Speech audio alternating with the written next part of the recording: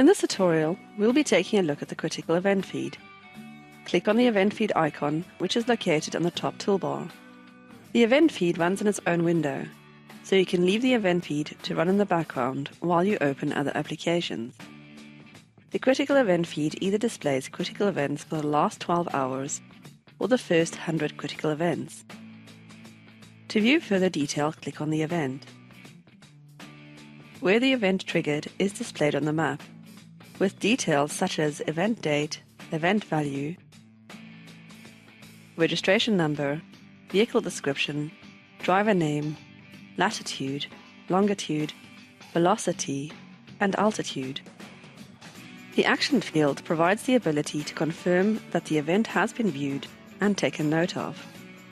Tick in the box to indicate that it has been actioned.